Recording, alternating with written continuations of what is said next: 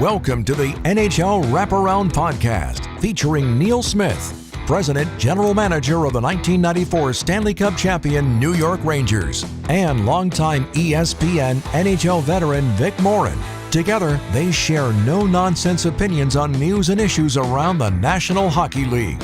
Whether you're a casual or diehard fan, each episode of NHL Wraparound will leave you more informed. Now, here's your hosts, Neil and Vic.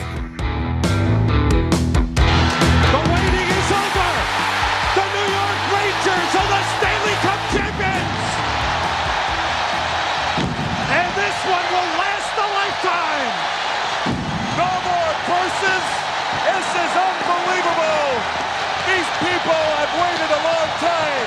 Fans, players, coaches. Unbelievable. Let the celebration begin. We will celebrate a broadcast legend as Sam Rosen brings down the curtain on his Hall of Fame career Thursday when the Rangers host Tampa at Madison Square Garden. Neil, we interviewed Sam Tuesday, and the engaging, energetic gentleman that you see behind the mic is exactly the same person off camera. It is. He absolutely is, and he always has been, and that's what's so great about him. And you know, his personality is his enthusiasm when he talks to Joe Micheletti at the opening of a Ranger game, when you see him on camera, is the enthusiasm he has in real life. I mean, he really does. I mean, and even on our podcast, he has an enthusiasm to talk about the Rangers, talk about broadcasting, talk about all the many years he's been in it and how wonderful it's been to him, and just a great man. We're going to have that interview with Sam in just a few moments. But first, 3 things you need to pay attention to, brought to you by UBS Financial Services, Inc. Number 1, the final spot in the Eastern Conference remains up for grabs because when Montreal could not close in on a playoff berth Monday against Chicago, that left an opening for the Columbus Blue Jackets. They go into Philadelphia. A 3-0 victory over the Flyers. Neil, Jet Greaves, in his last 4 games, has stopped 120 of 123 shots. He's got 2 shutouts in there. Adam Fantilli with his 30th goal. So if the Canadiens fail to get a point against Carolina on Wednesday, the Blue Jackets get the final spot with a regulation win over the Islanders Thursday. Yeah, and so we've got a lot of pressure on the Montreal Canadiens, no pressure on the Carolina Hurricanes. Interesting to see what their lineup ends up being against Montreal. And then Columbus, who needs a lot of help. They need Carolina as their best friend today, but they need help from Carolina. And then they got to beat the Islanders. And, you know, the Islanders are going to be loose. I mean, it's their last game of the season. They're not at home. They're on the road. They're going to be trying. So it's going to be interesting. It could be all over with that Carolina-Montreal game if Montreal can make sure they at least get to overtime. Put on your history hat for a second with Jet Greaves. I'm not seeing Ken Dryden in 1971, but this run reminds me a little bit about Sean Burke with the Devils in 1988. Yeah, well, it's you might say the Jet is flying high right now. Because he's done a great job since being brought up from the minors. And, you know, that team is just incredible. The Blue Jackets, the year they've had, the way they've hung in there through all this adversity, through all the injuries they've had, and right down to now. That's why Jet Greaves is up, because of injuries to goaltending. And, Evison has done a great job. Dean Evison is the coach of the Blue Jackets. Don Waddell's come in and done a real good job as the GM and making adjustments they need to make. But credit Boone Jenner and the leadership group of that team that has, you know, just fought their way through this season. And of course, you mentioned Adam Fantilli with his 30th goal. Could end up being the best player out of that draft, dare I say. He has just been fantastic for the Blue Jackets. Nothing against the Canadiens, but to see the Blue Jackets have an opportunity to go for this thing on Thursday evening would really be something. Oh, it would be great. I mean, I would personally, I'd love to see it because of all the tragedy that they faced last off season, and then, the trials and tribulations of this year. But we'll see. I mean, Montreal is a great story too, Vic, because they haven't been in the playoffs for so long and they fought hard, and Marty St. Louis has done a good job with no experience at all when he took this job as a head coach. And they've seemed to have turned a corner. Now they've got this player, Ivan Demidov, that they're going crazy about in Quebec, and we'll see. So they're also a real good story. But it's the Johnny Gaudreau piece to the Blue Jackets story, and the tragedy of that, and the way that season started, and Sean Monahan coming over and signing with the Blue Jackets to play with his best buddy Johnny, who played with him in Calgary. All those things, Johnny's wife, who was pregnant at the time of his demise, his brother Matthew, who was also killed tragically with him, his wife pregnant, the fact that Johnny and Matthew's sister was getting married a day later and had to obviously call off the wedding, all of this tragedy, horrible stuff. And the Blue Jackets have taken it under their own and spun everything into a positive to try to fight through this season. It's been remarkable. Looking forward to the two games coming up tonight in Montreal, and if necessary, for a possible clincher for Columbus on Thursday. Number 2, the Minnesota Wild and the St. Louis Blues capture the wild card spots in the West.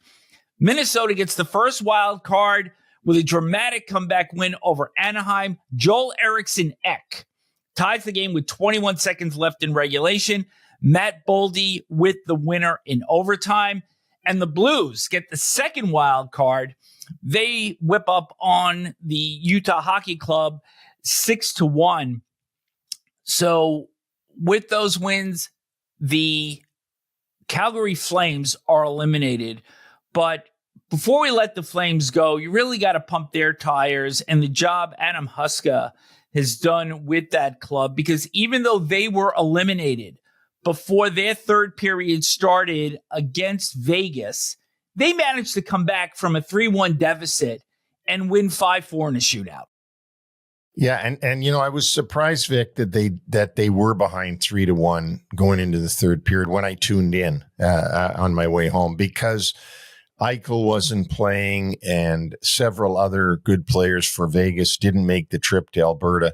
And so I thought, well, the Flames they'll get this one. And when I saw they were behind 3-1, I thought, oh my God, how frustrating is this for their fans to be sitting there for this? So good on them to come back, tie it up 3-3, go ahead 4-3. They had the game, and then quickly the Golden Knights tied it back up again. And as you said, it went into overtime and then a shootout. But they ended up getting the win in front of their home fans, and so that was nice. For the Flames and the Ducks, I think two teams that we didn't have high regard for at the start of the season. They certainly leave 2024-25 with a lot of reason for optimism in the seasons coming ahead.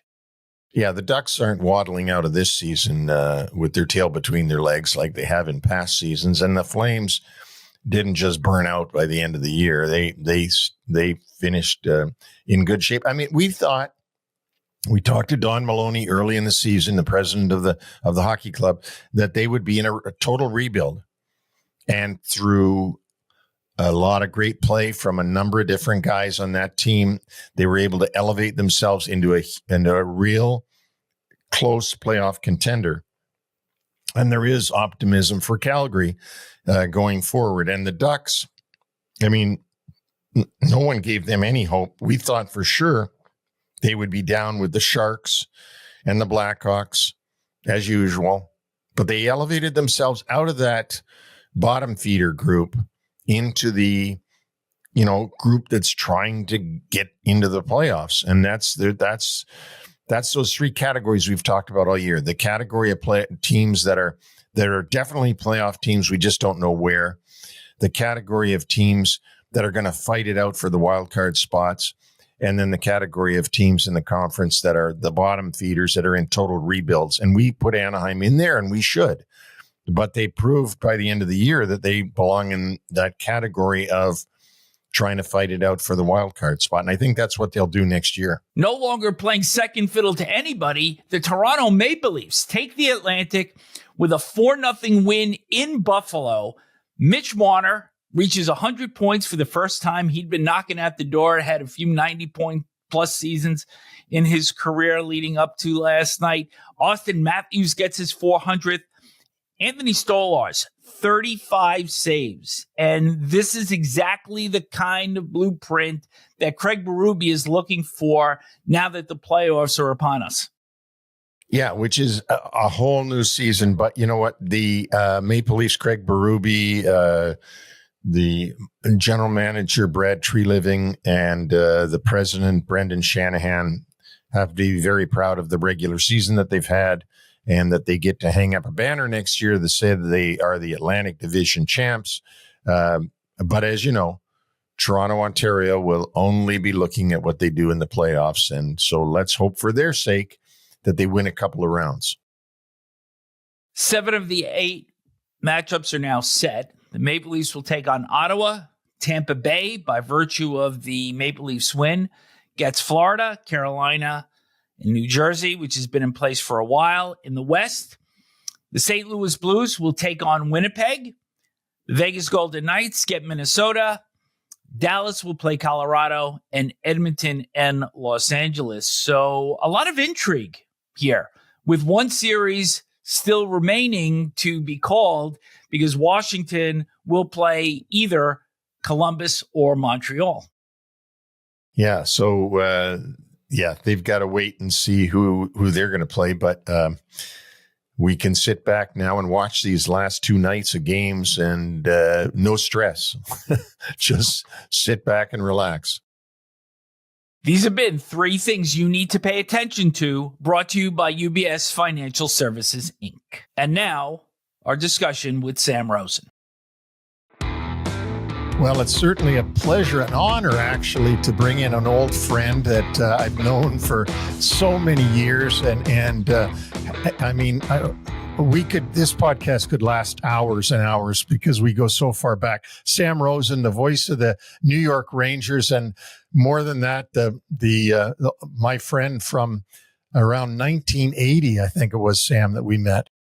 When we flew together and rode trains together and told stories about your scouting for Al Arbor and me trying to become a professional broadcaster and big time in New York. So, we go back a long way, Neil. It's been great. It sure has. From the OIHL days, which I think I've told Vic about, the first rotisserie hockey league that anybody's heard of. They were actually going to do all the fantasy games, right? We did. We had our own fantasies before anybody else did. No, it was a lot of fun, though. I don't know if you remember. We had a lot of fun with that silly thing. And Mike. First thing, Sam, that I wanted to talk to you about. So I spent 11 years at the Garden. You well remember. I got there at 35 years old. And I got to say that from the first day I got to the Garden until the very last day, you're always sort of on edge a little bit because of the fact that it is New York. It is Madison Square Garden. The Rangers have been known to make a lot of changes over the years. And you sort of were like, at least for me, it was, how long can I go? How long will I go? How long will this last? Because it's not going to last forever, right? There is going to be another GM after Neil Smith. And I just, this intrigues me, and this is why I want to ask you this. You got there and in the 80s, I think it was 1989 or 1985. 84-85 season was my first full time on Rangers TV. But prior to that, I had spent years as a backup guy on radio and on TV. So I had really, you can go back to when I was a kid running to the old Madison Square Garden to see the Rangers and Knicks play, and right through the current building that's there on 33rd Street. But no, it's quite a history.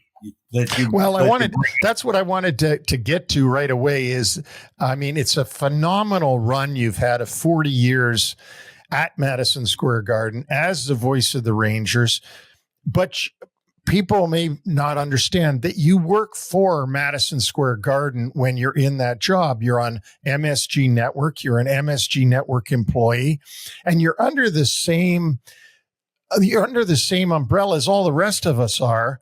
And that there's a lot of changes that go on way above our heads and all over the place. So my question is, remember all the different owners, Neil? There was Paramount, there was ITT, different owners came in. I remember one year, and this is Madison Square Garden. Remember one year, salaries were frozen. I went in to sign a new contract. They said, we can't do it. All salaries were frozen. I think it was the year ITT took over, and everybody's salary was frozen, and nobody got a raise until ITT sold, and we moved on to new ownership.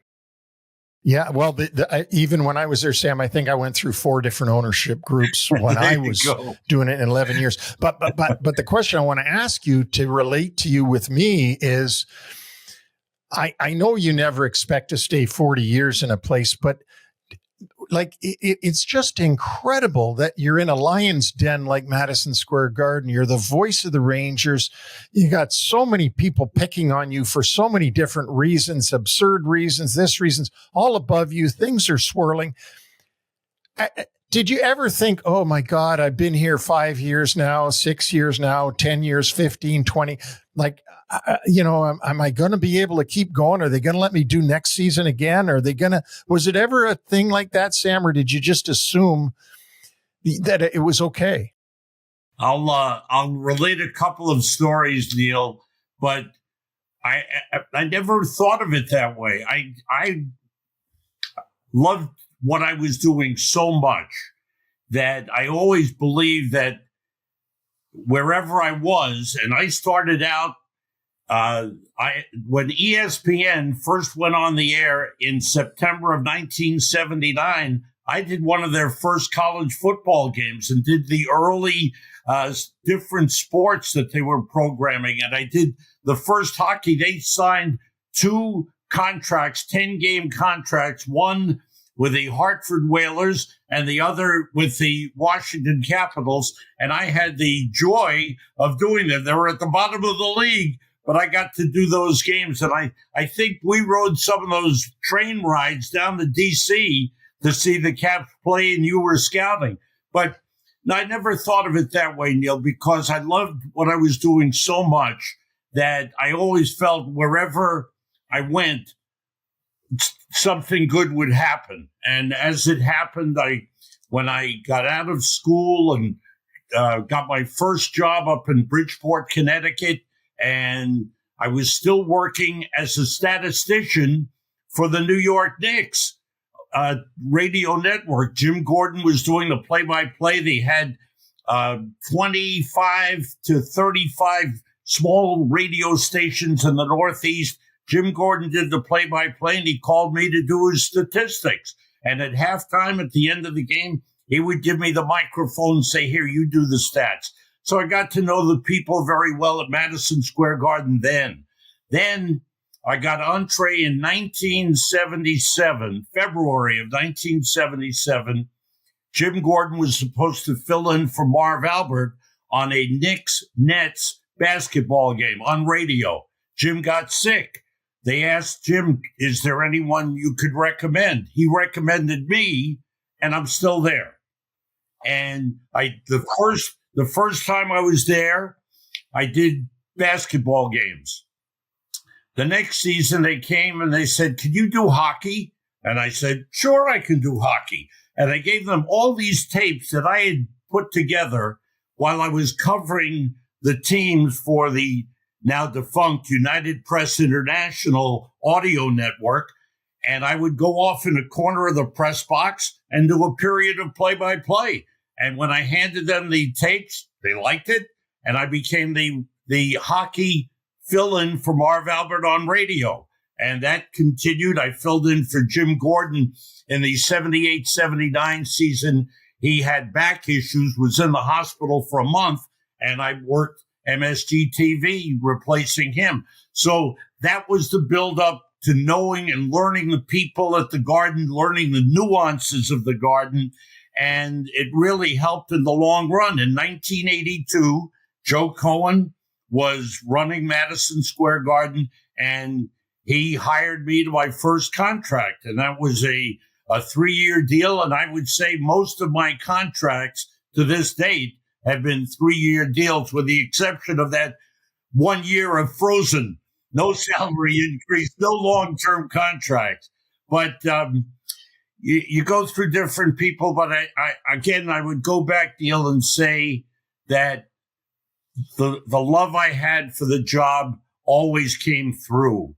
And fortunately, when there were turnover in people running the network and people running the Garden, they found the same way, and they appreciated that. And the people I worked with, Phil Esposito for 2 years, he becomes the GM of the Rangers. That's another force in the right place for me. John Davidson comes in, and we were friends before. We click as a broadcast team, and that lasts 20 years. John leaves. Joe Micheletti, who had been doing Islanders, slides in to the seat, and we've been together 19 years. The one nervous moment I had, I go back to the mid-'80s, I think it was around 1987. The person running the Garden was Alan Fields. And I don't know if you knew him, Neil, but a big, burly man, strong. He used to play basketball on the Garden floor the morning of Knicks games. So he was running the Garden, and people were intimidated by him. Strong, tough-looking, aggressive leader of the Garden. Well, we're doing a game, and Tom Watt was the coach. I think it was either Vancouver or Winnipeg. I'd have to double-check that. But Tom Watt's coaching, and as you know, Neil, you know him, a mild-mannered person, a great guy to talk to. He wouldn't hurt a fly. Well, the Rangers are winning the game, or maybe a close game anyway. We're in the third period, and suddenly a guy walks down the steps behind the visitors' bench, and he dumps a beer on top of Tom Watt's head. Well, I lost it. I'm yelling. I'm saying, how could they do this? How can they allow someone to come down there and do that to Tom Watt? And I said, they ought to think about stopping to sell beer. So the next day, my phone rings, and it's Alan Fields' office. His secretary says, Mr. Fields would like to see you in his office at 1:00. I drive into the Garden. I walk in. There are several people there. I sit down quietly. He gets up from behind his desk here, and he walks towards me, and he looks at me, and he says, Sam, we make a lot of money selling beer. And he said, please be careful what you say.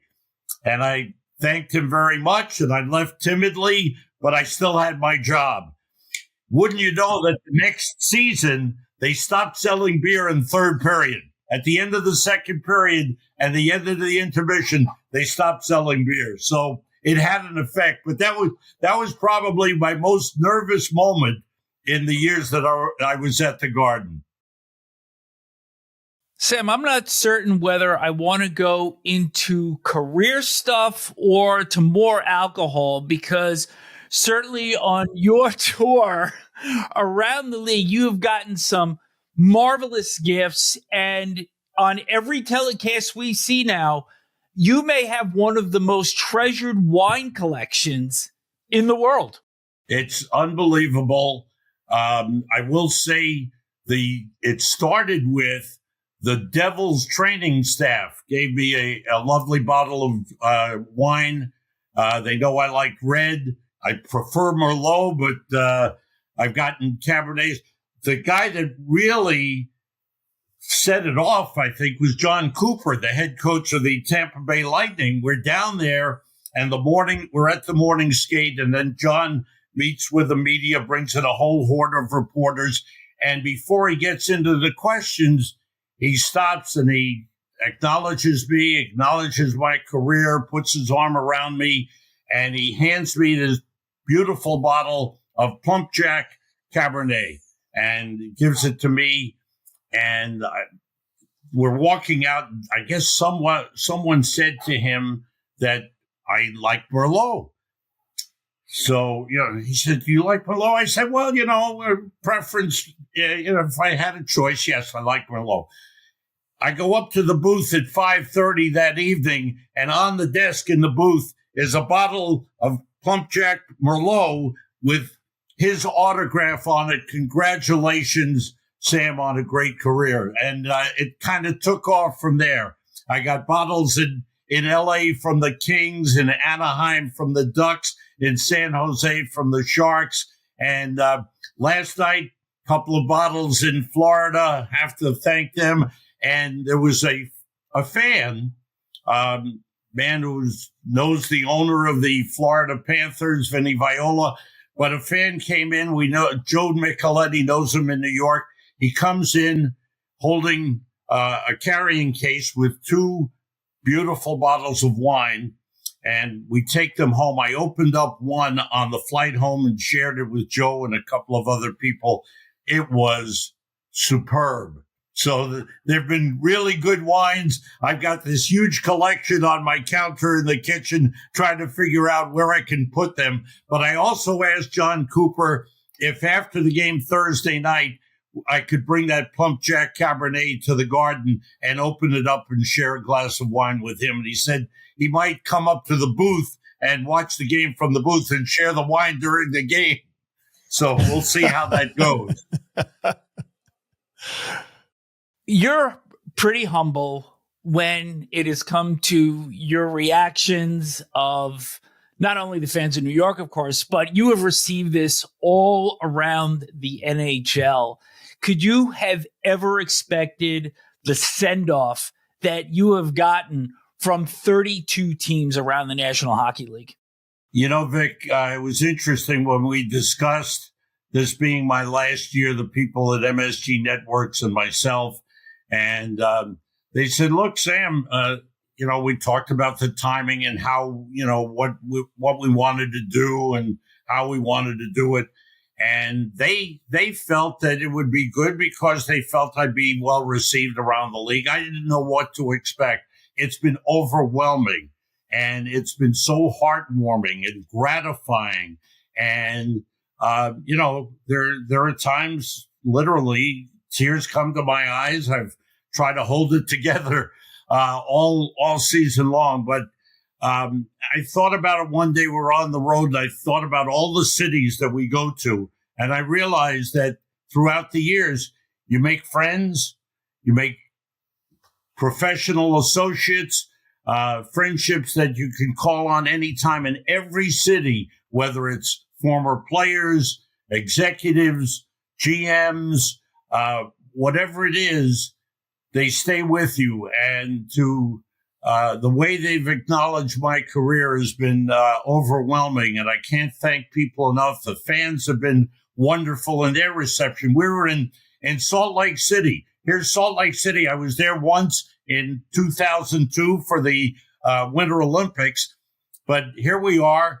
It's brand new to the National Hockey League, and the fans in the Delta Center were amazing. I mean, again, up on the video board and the acknowledgement of my career. And then between periods, fans lined up. The visiting broadcast areas down low, right in the middle of the stands. Fans just lined up to say hello, take selfies, and autographs. It was just an amazing reception in a totally new area for the NHL. Sam, I want to mention one thing in case the listeners and even Vic, I don't know if you remember this, but one of my best memories of doing the broadcasting that I did for that period was I got to do a game with Sam. And do you remember it, Sam? Do you remember where we were? I don't remember, Neil. Please but remind me. Let me remind you, we did a game in Phoenix, and it was obviously the Coyotes were playing. But yes. Okay, and here was the difficulty of doing the game. Was that for OLN, the OLN network? It might have been for OLN, or it might have been for I can't remember. It was ESPN or OLN or Versus. But here was the thing that happened, Sam. We get there, and I think I called you or something, and I said, "Have you seen the news?" And I think this is the way it went. And you said no, and I said, "Rick Tocchet's in a bunch of trouble with the supposed gambling thing."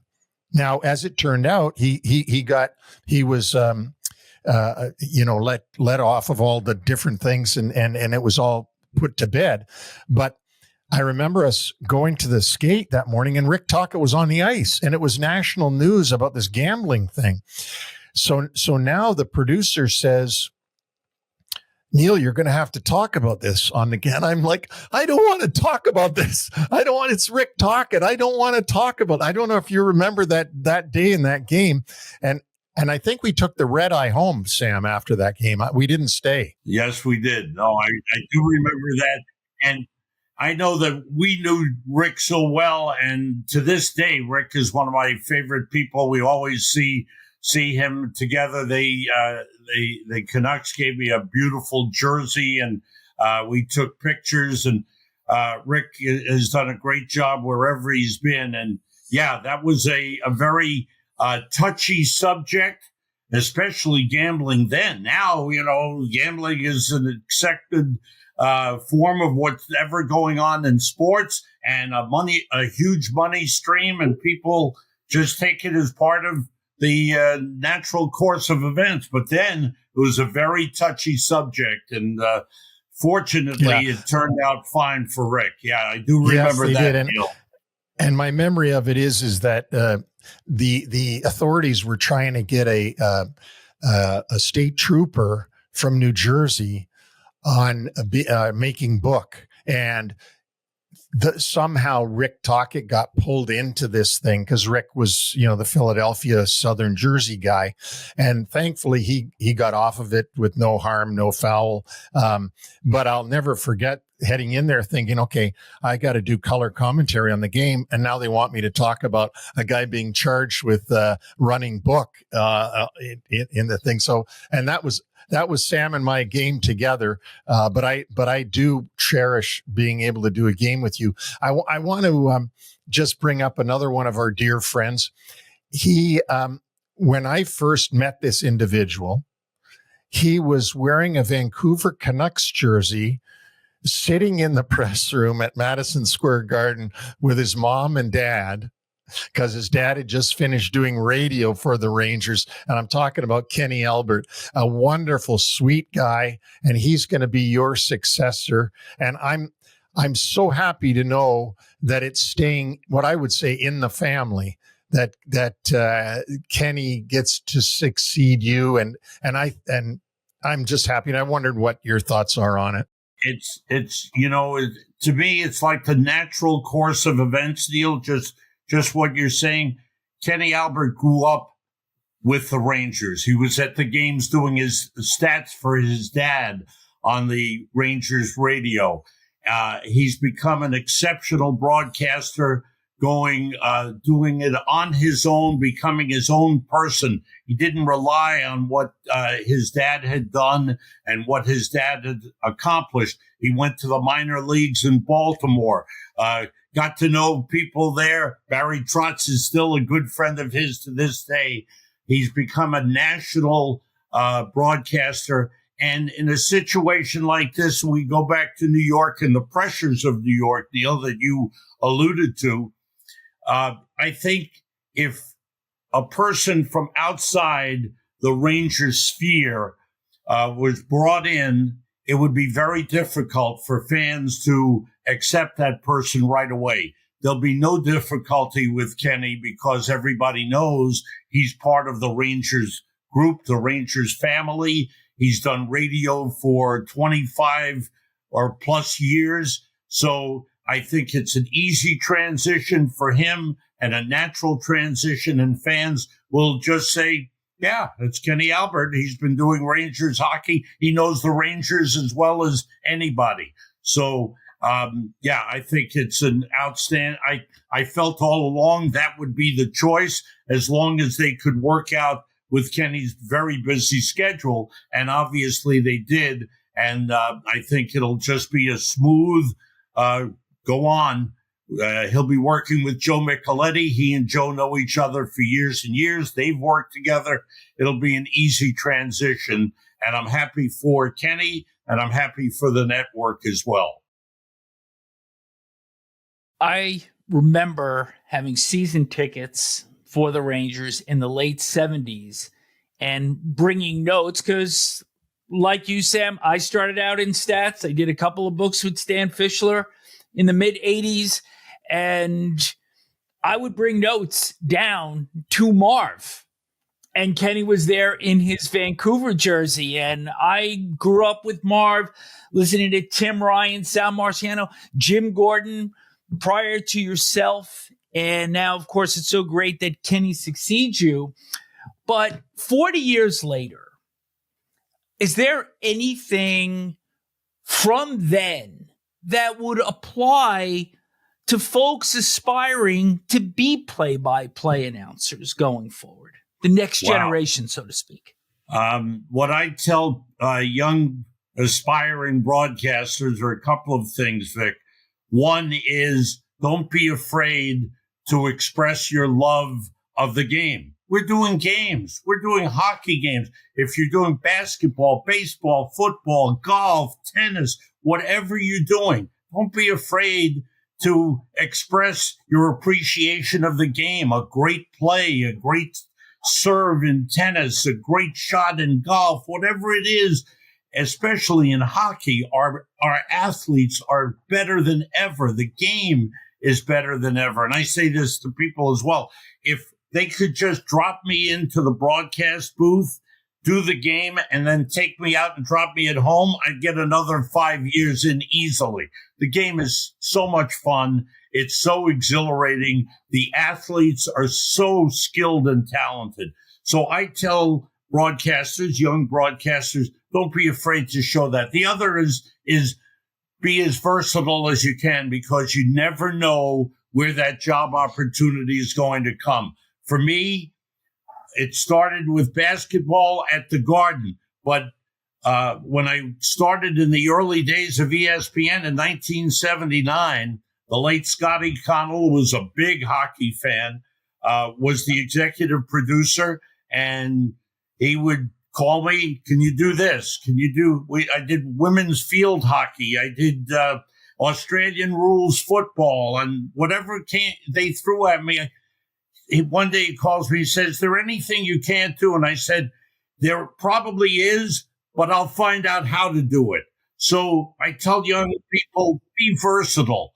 So if a job opportunity comes, you may love hockey, you may love basketball, but if the job opportunity comes in football or it comes in baseball, grab it, do it great. And then if you want to move over to the sport you really love even more, go to it then. I love baseball, grew up playing baseball, but I love hockey too. I went to games virtually every Sunday, riding the subway in New York to get to Madison Square Garden at 4:30 so we could run up to the balcony for a 7:00 game to get the best seats available in the tight arenas that they had back then, the old Garden. If you sat on the side balcony, you had to get the first 2 rows. Otherwise, you couldn't see the boards on your side.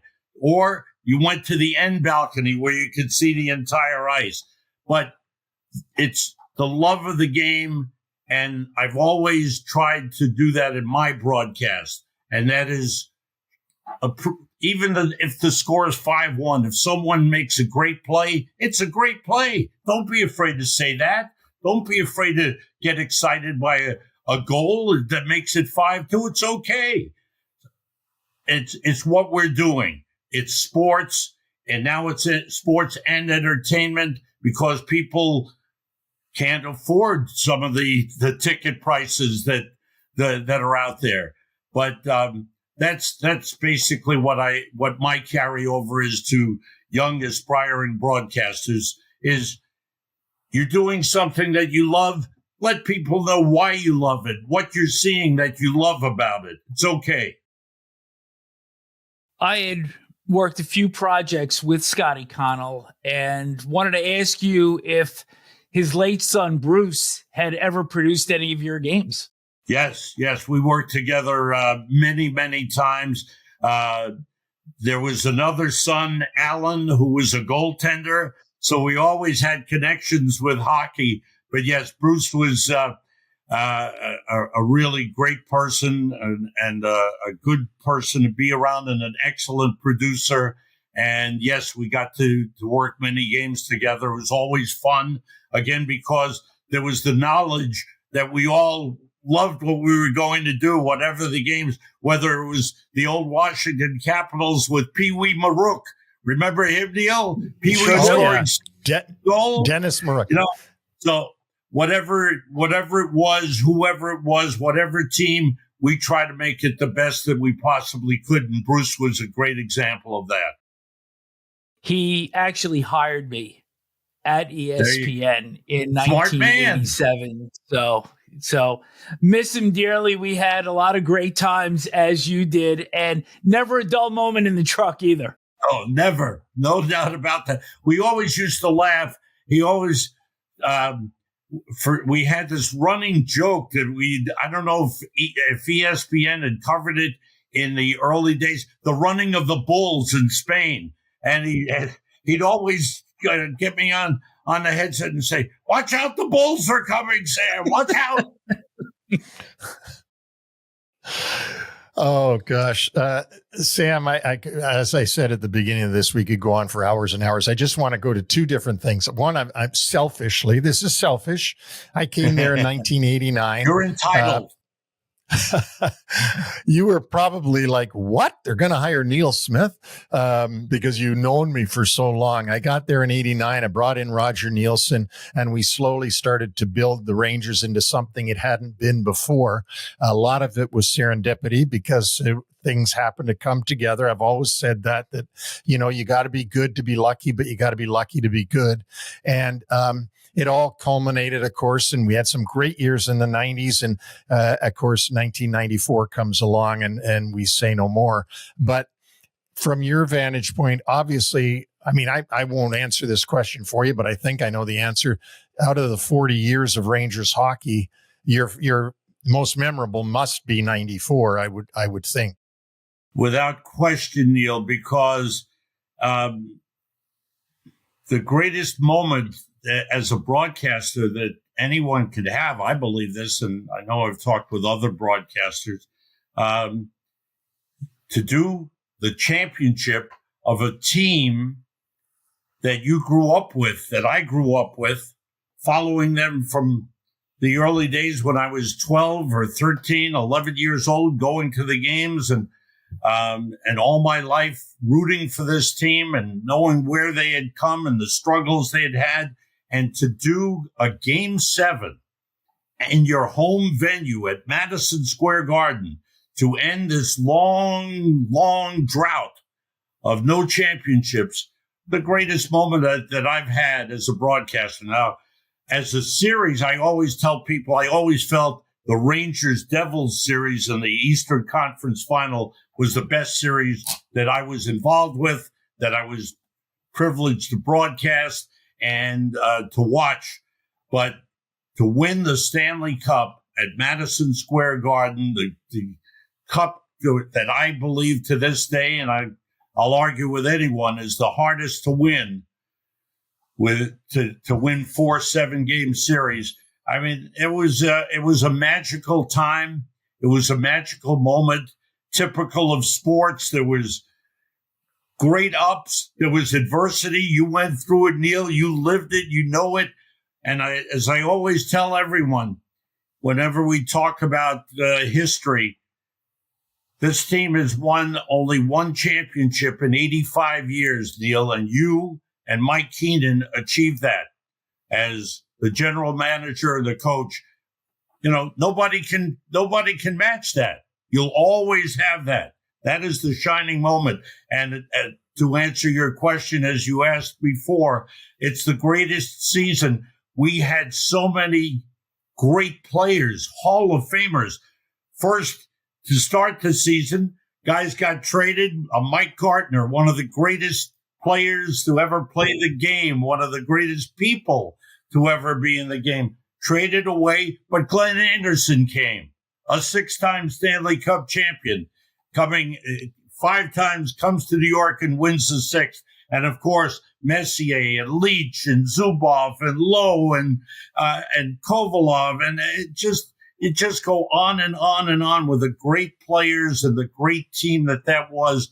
It was spectacular to be around. It was being around the Hall of Famers. Mark Messier, one of the greatest players that ever lived and one of the greatest leaders. The kid from Edmonton comes to New York, embraces New York, and becomes one of the greatest athletes to have ever played in New York City. That's a huge accomplishment.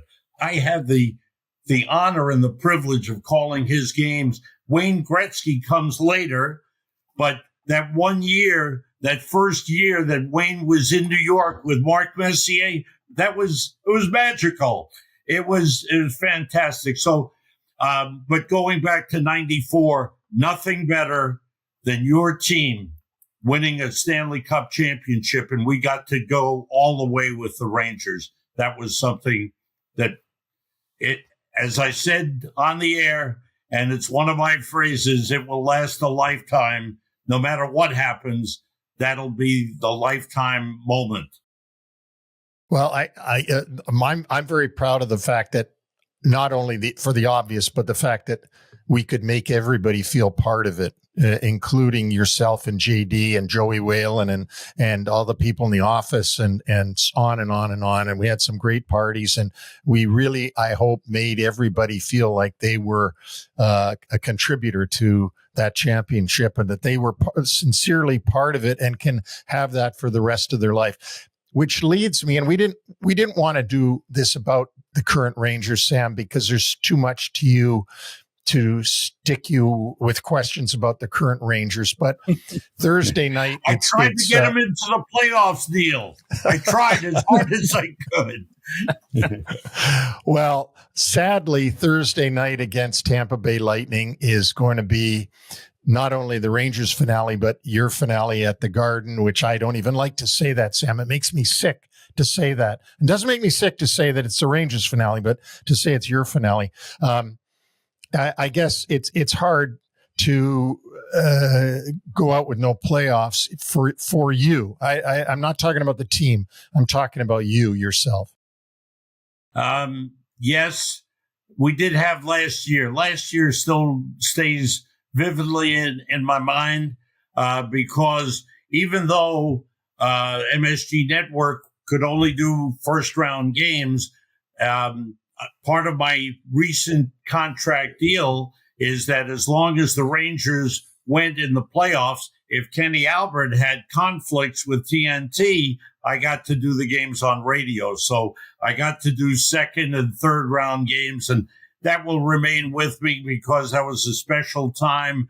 2 of the last 4 years, the team has gotten to the conference final. It's been good. Not quite good enough, but it's been good, and good players and good people in the room to deal with. I think that's something that I can never say enough about, is these players are so special. They're great to be around. They have great history, great talent, and they're human beings. They're great to sit with in the locker room and talk about family things, talk about trips, talk about things that they like to do. They're great people to be around. So those are the memories I will take with me, Neil. I wish the Rangers could have just reached a level that everyone expected them to reach when the season started. But for various reasons, it faltered. The team could never get on a roll, and so they're out. But for me, it's still a season of enjoyment, and season where I get to see, again, players like Artemi Panarin. I mean, that's a player I'll always think about, of one of the great players that played for the New York Rangers, and lifetime Rangers like Chris Kreider, a player that, I'm watching the kids come in, and this kid Rempe, he's so big. He's almost not even lifelike. He's so big, but he wants to be a player. And I've encouraged him. I see him in the hallway running up and down, warming up before games. And I always encourage him. He came up to me on the plane last night and I said, Matt, you've come a long way in just this first year. Don't stop now. Reach for as high as you can. And these kids have great stories, and they've really enriched my life. And those are the things I will take with me. Players, the Hall of Famers that I've gotten to watch and broadcast, that'll stay with me forever. You've been celebrated league-wide. You were honored at the Garden March 22nd. You did a game with JD last week for TNT. But Thursday night, it's real. It's last time in, last time out. Can you share with us what you believe your feelings are going to be as you prepare for your final game behind the mic with MSG Networks with the Rangers? I've tried to focus, Vic, and kind of keep that narrow path just on the games. But the realization, when it's quiet time and I'm sitting around just thinking about things, the realization is that it's the end of an era for me. For all these years, this is what I've done. This is what I've looked forward to. Come September, one of the hard times I think will be September, when everybody's getting ready for training camp, and I don't need to go to training camp. I mean, there's the plus to that is enjoyment of other things. But it'll be hard to walk away. But the realization of all that has happened this year has been so positive, and it's a reassurance to me that what I've done and what I've committed my professional life to has been accepted, acknowledged, and received so very well. And that means an awful lot to me, to know that people really appreciate what I've done, what I've tried to do, and what I'll always want to do if I can help anybody. Last night we met Paul Maurice's son, Jake, who is an aspiring broadcaster. He's 25 years old. He's working in the East Coast League. He came up and spent a period with me and Joe and watched us work. And, we wished him well. And the last thing I said to him was, if I can help you in any way, don't hesitate to call. And I mean that to young people that I meet and get to know. I'm there to help anyone who wants to do well in this profession and move ahead. So it's been great. I know it's going to be emotionally difficult. I'll try to keep it together. But it's been a great run, and I'm very proud of all that I've done, and thankful for all the acknowledgments I've received. Sam, to close out, and when we had Kenny Albert on here a few weeks ago, who's just a wonderful human being and a humble, for the amount of exposure he gets, you'd think that he was still that kid in the Vancouver jersey that I met at the press room. And what makes this business of hockey and the National Hockey League so great is the human beings that are in it, because they're great people. They're great. They're the kind of people you'd be honored just to meet, but to give them as friends, and to be able to call them your friend and be able to see how humble they are, after doing fantastic things. And you're one of those people, Sam, that I really treasure. You as a friend, as a somebody that people should try to, emulate, the way you carry yourself, the good human being that you've been for all these years I've ever known you, which goes beyond the 40 years. That's, I think, what you should be most proud of. And that's what I have so much respect for you and your contribution to the NHL and to the Rangers. Thank you so much, Neil. Coming from you, it means an awful lot because you've given your life to hockey and the love you have for the game. And that's something that I've tried to share with everyone. It's such a big part of our lives. We dedicate ourselves. Sometimes we sacrifice some personal things. But look, that's what it's all about. You know, you give everything you can, your heart and soul. And I appreciate all that you've done and accomplished. And as I said before, Neil, no one can match what you did in 1994. And for me, it's just a great an appreciation that I got to work at the world's most famous arena and work with one of the great sports franchises in all of sports, the New York Rangers. And it's been a great run, and I'm thankful to everyone who's helped me along the way, and you're part of that, Neil.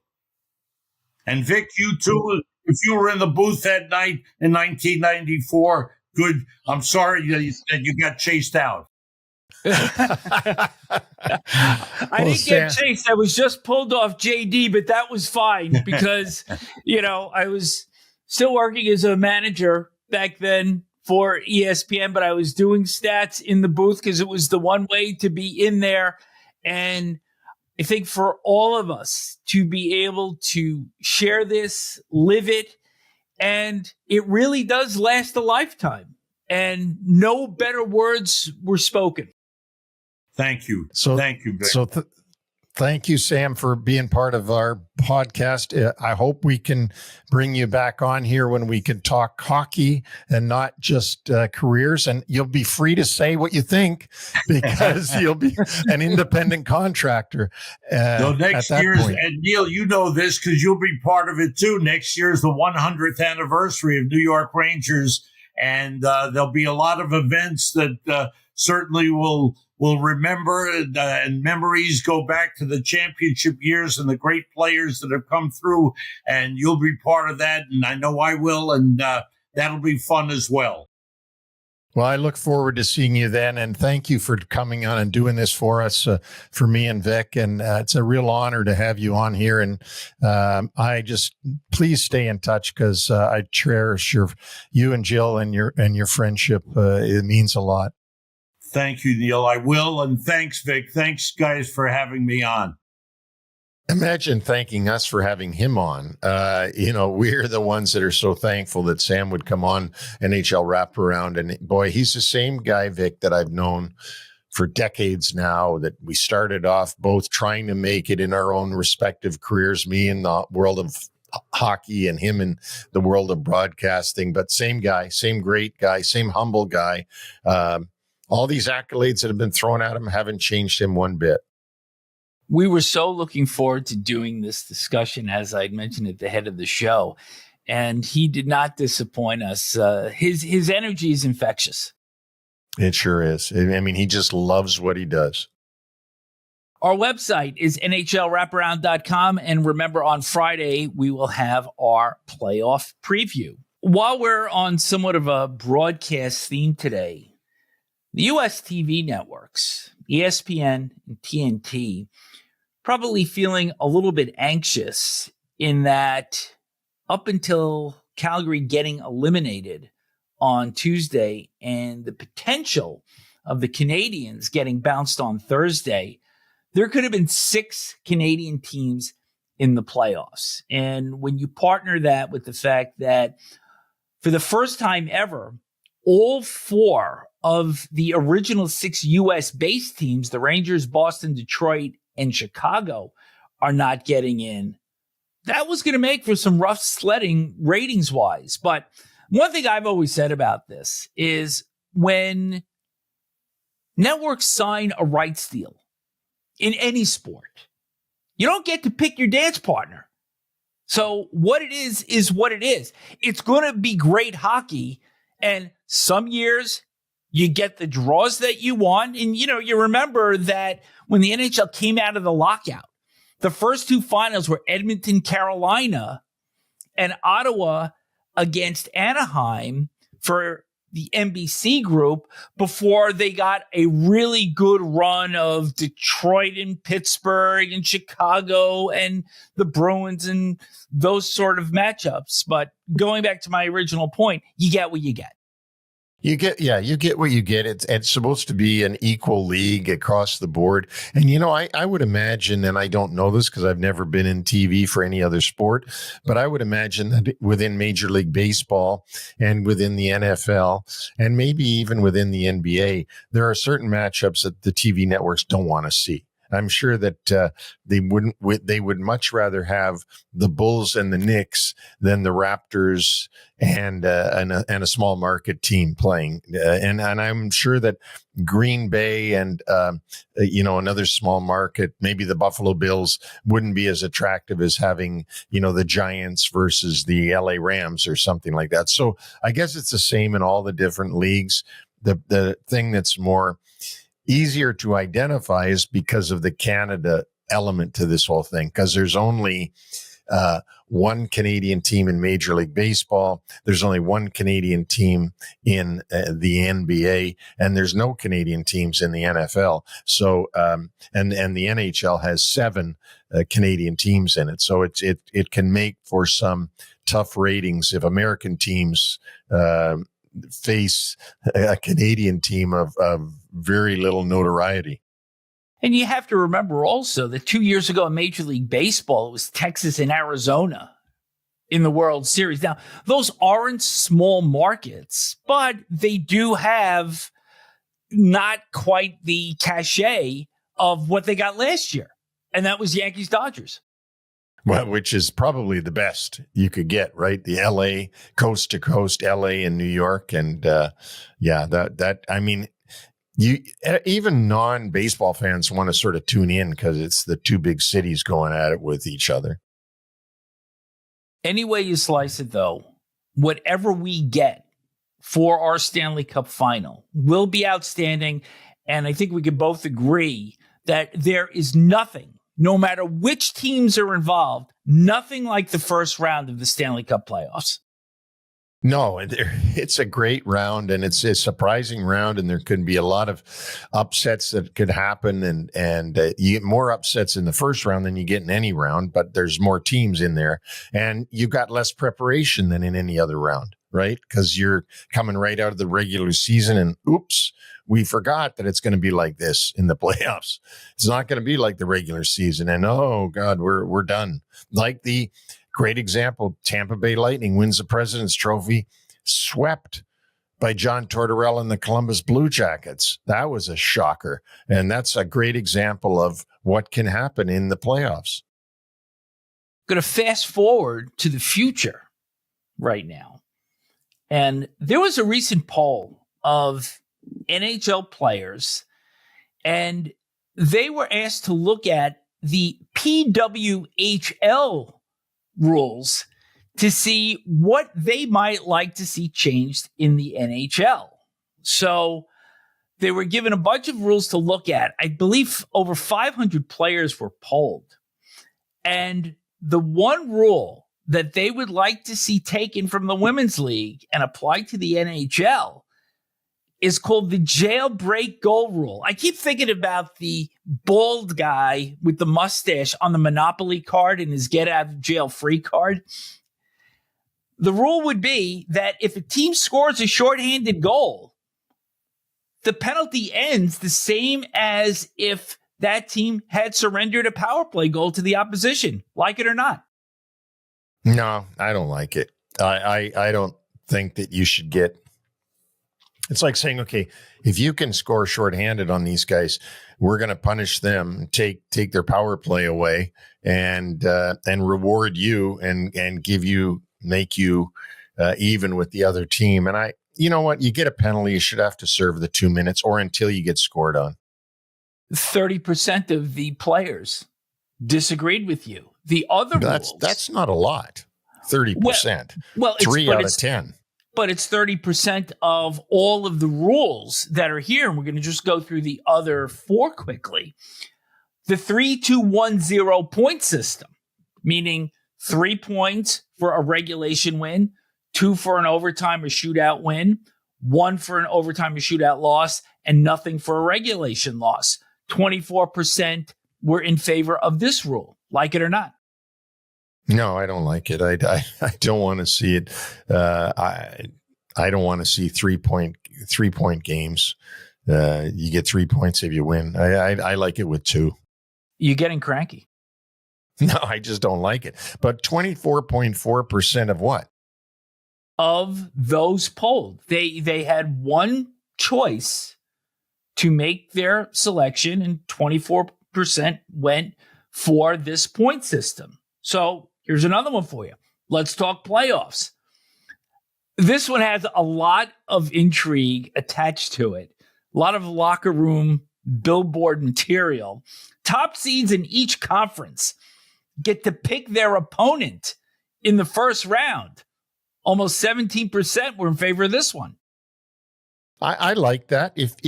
But the league will never go for it because the league doesn't want it. The league doesn't want to put anything in the hands of the teams, and they want it more set for TV and all the rest of it. So, I mean, I don't mind that. Anything that gives a reward to the top team, I'm in favor of, because I don't think.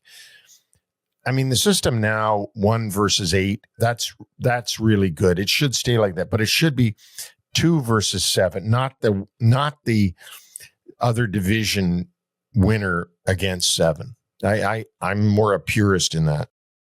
I think if I'm an underdog and somebody is picking me as their opponent, that's all I need for motivation. Yeah, no, that would be motivating for sure. Player can be repeated as often as a club would like in a shootout. I mean, we don't like the shootout to begin with, but this would put maybe a little bit different wrinkle because you remember how successful TJ Oshie was, and we don't know if he's even going to come back. But do you like the idea that if the shootout stays in the NHL, that a player can be repeated as often as the head coach would like? Boy, you're really getting away from a team game there. Like you're going down to some guys would never get a shootout ever in their entire career if you do that, right? Because you at least the way it is now, there's a chance that you're going to get a shootout attempt if it goes far enough because they're going to run out of guys. So this would really make it not a team game. But I understand why you'd get the shootout over with quicker if you could just do the same guy over and over again. Last one. Removing the trapezoid from behind the net, restricting goaltender movement to play the puck. 13.5%. Yeah, so when we say that, to understand it properly, that means that the goalie would be able to go into the corners where he's not allowed to go right now. He's always been allowed to go into the trapezoid. So it's removing those corners, do not enter areas, right? That's what this would be. And they put that in there to make sure that the goalie didn't come out and, be able to play the puck every time it went down, and then everybody had to circle back. I don't know. I'd like to see a game now that it's been so long, Vic. I'd like to see a game with them removed and see what difference it makes, how different the game would be. And this was the Martin Brodeur rule, basically. Basically, I mean, I was the one that suggested, and they put into action before this, that if a goalie came out of his crease when the puck was shot down for icing, that the icing was nullified by the goaltender coming out of his crease. That was mine. I got to say, to be honest with you, because what I didn't like was the goalie comes out, fakes, and then lets his defenseman touch it, and then it's icing. So this is sort of that, where you can't go into the corner. The Marty Brodeurs of the world today, who's most of the guys, they can't go off into the corner and just throw it back down the ice again. It's got to be a defenseman or a skater that gets the puck. Again, I'd like to see it to see how the game would be different, because it's been, how many years has it been that we've had that now? Oh, it's got to be 25 years. Well, didn't they change it in 05 for the 05-06? Is that when that came in? Yeah. Is that when the red line came out and the trapezoid coming out of the was lockout in 05-06? Yeah, so 06. So we've had it in there for almost 20 years. So I can't remember what it was like without it, other than, that I don't, with all these other rules changed, I don't know what it would be like without it, because it wouldn't be the same as in the days of the red line. It'll be interesting to see if this is something that is actually put into play during next preseason and perhaps implemented sometime down in the future. Yeah, for sure. Player notes. Gabriel Landeskog has been recalled from the Colorado Eagles. He had a 2-game conditioning stint down in the AHL, and he may very well be part of the Avalanche plans for the playoffs. That'd be wonderful. It'd be great to see him back. He's worked so hard to get back into the league, and certainly would increase the odds for the Colorado Avalanche this playoff season. Nikolai Ehlers, forward for the Winnipeg Jets, now listed as out week to week. He had a collision with a linesman, backed into him on Saturday night in Chicago, apparent foot injury, and this is a significant loss for the Jets as they head into their opening round series with the Blues. Yeah, it sure is. Ehlers has had a great season. He's a great player for the Jets, and it's hard to imagine what the foot injury is when he ran into the linesman. Did he get cut? Which I don't know how you get cut through those boots they wear now, but he'll be a noticeable loss for the Jets. Suspension news. Darnell Nurse gets 1 game for his cross-check on Quentin Byfield on Monday, so he will miss the Oilers' regular season finale.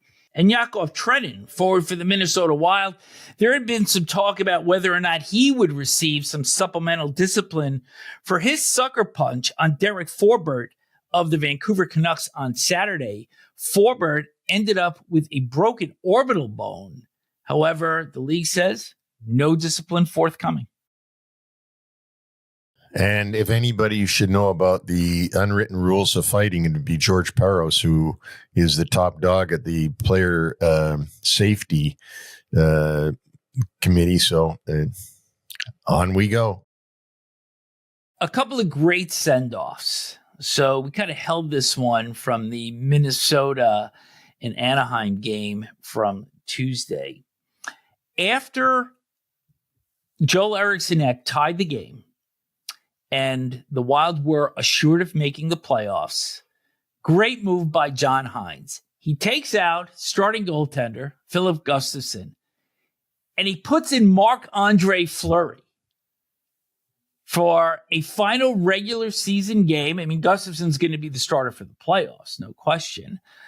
But Fleury gets into the overtime, makes 5 saves, 3 of them during an Anaheim power play. Full acrobatics. They win the game in overtime. It's his 575th career win. And what an amazing send-off. And after the game, the Ducks lined up and they shook Fleury's hand. And it was just a wonderful scene in Minnesota.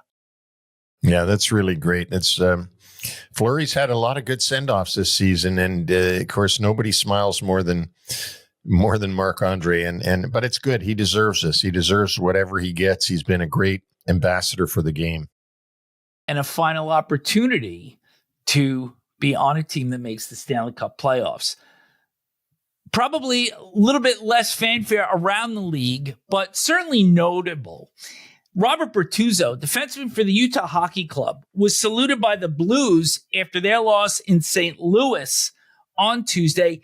He won the cup with the Blues in 2019, spent 10 seasons in St. Louis. Now, he was injured, thought to be done for the year. He had not played since the 2nd of January, so he was a surprise inclusion into the lineup on Tuesday, played a little over 12 minutes. His parents flew in for the game. He's just turned 36 years old. He's an unrestricted free agent, but just by the body language and everything suggested last night, this may be his last game in the NHL, and the Blues gave him a warm send-off last night after the game. Yeah, that's really great of the Blues to do that, and Doug Armstrong and Jim Montgomery, the head coach. Bortuzzo, as you know, played for the Islanders last year. I got to see him play a lot. He was a late signing by Utah, probably with this latest injury that held him out since January. He probably decided, okay, that's it, that's enough. I'm not just going to hang on and be signed in September every year and go through a lot of injuries. So, but it's class act by the Blues to do that for him, and I'm sure him and his parents were very much honored by that. We talked about it a week ago, just the subculture that is developed in the NHL of doing things in such a high class manner. It's a wonderful thing to see. It sure is. It's just great. It's heartwarming that in this time in humanity where all you hear about is people not being nice to one another, that you see stuff like this, which is really classy stuff. This is the human side of the story. Neil, you've known Sam Rosen since the late 70s, early 80s, and this is a friendship that has just gotten better with time. I think I first met Sam in the New York Rangers press room when I was doing scouting for the Islanders. So it would have been 1980 when I started that.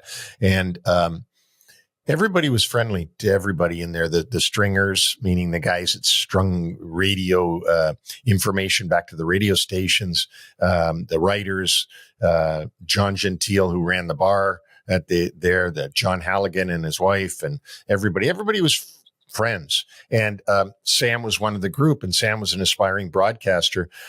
And we were close enough that about 5 or 6 of us, Jay Arbor, Al's son, myself, Rich Torrey, I believe, Bill Torrey's son, certainly Howie Rose, other names that you'd know, started a off-ice hockey league, OIHL. So it was Office Hockey League and Off-Ice Hockey League. And we had a draft in the summer, and you draft players and on goal scoring, just goal scoring. You had to draft X number of forwards and also a few defensemen. And then we had rules on trades and all that kind of stuff. And Sam was in there for years with us, and we had a lot of fun with it. He was just one of the guys. He was just one of us. And then, as we know, he got the job in 1984 to be the full-time broadcaster. And I had already left to go then to Detroit. I was with the Red Wings by then. I hadn't literally left because I still lived in the New York area. But I've always considered Sam like a friend, like not necessarily a broadcaster, although I admire everything about his broadcasting and that. But I just considered him a buddy. Like all of us, we were all trying to hone our craft, whatever area we were in. And I think one thing that people do not know about Sam is he wasn't even born in the United States. No, born in Ulm, Germany, ULM, Germany, and born, his name when he was born was Samuel Rosenblum, BLUM at the end of Rosen. And he actually dropped that part of his name just to shorten his name up. And that he said that was at a time when radio guys all did that. They changed their name, they shortened it up. And it's interesting. He was born in Germany, moved to the United States at 2 years old with his parents. And thus here came the 2-year-old broadcaster that we didn't know would be there. He was a great baseball player. When he played, he was captain of his baseball teams in college. So he was a player of note. And he mentioned off camera that, rather than try to be a minor league player and make his way up. They just thought, you know what, it's better to just stay as a college player. And when college is over, baseball's over. One of the other things that we talked about off camera with Sam was his call at the end of Game 7 in 1994. And there were 2 icings in the final minute, the last one coming with 1.6 seconds left, and whether he had actually thought about what he was going to say when that clock hit 000. But the thing that's really interesting that I never knew until we talked to him about it was that he said the problem was you're waiting for these 2 icing calls and the puck to be dropped and for them to win it. And so when the buzzer did finally go, he says his first words were, "No more waiting." Yep, the waiting is over. The waiting is over. And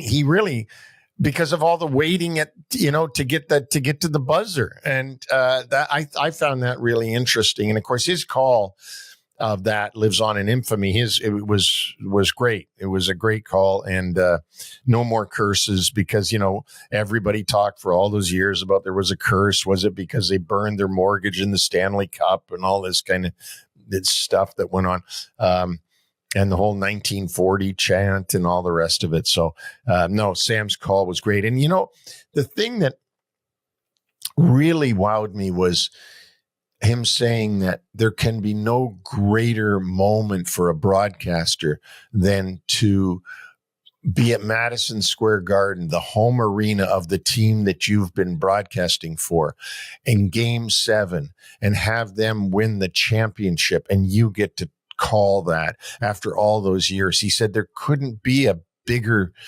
thing to do, and that championship would live on forever as bigger than any that anyone could ever have. So I found that really something, because I see it from my perspective. I don't always get to understand it from other people's perspective.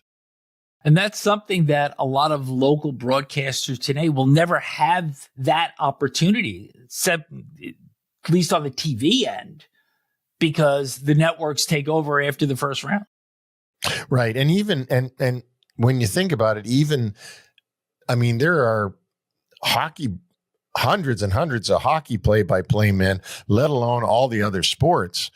And some of them never come close to being able to call a championship game, even if there's not major networks coming in, even if they would get to do the game had it gone all the way. They just are never with a team good enough to win a championship. And so they never really get there. And they're dying to get there too, because they want to be part of the championship in the part that they play in the whole production. Quite a legacy for a legend. And we thank Sam Rosen for joining us for the memorable interview on this show. Thanks to UBS Financial Services, Inc., NHL Wraparound and UBS Financial Services, Inc. are not affiliated. UBS is a sponsor of 3 things you need to pay attention to. No other affiliation, relationship, or endorsement is made, suggested, intended, or should be implied or inferred between UBS and VNS Productions, LLC, or any of the individuals or businesses and or their respective products and services appearing in this program. Thanks to our listeners. Send questions or comments to nhlwraparound@gmail.com. You can also reach us individually at neil@nhlwraparound.com or vic@nhlwraparound.com. We are available on all podcast platforms, including Apple Podcasts, Amazon, iHeartRadio, Spotify, YouTube, and our complete catalog can be found on our website, nhlwraparound.com. So please subscribe, like us, and also check out some of our shorter clips on X at NHL Wraparound. Neil, I look forward to seeing you on Friday for our playoff preview. For sure. And that's going to be a lot of fun. I can't wait. We just look forward to see who the final party will be in the 16-team tournament. Will it be Columbus or will it be the Montreal Canadiens? We'll see you Friday.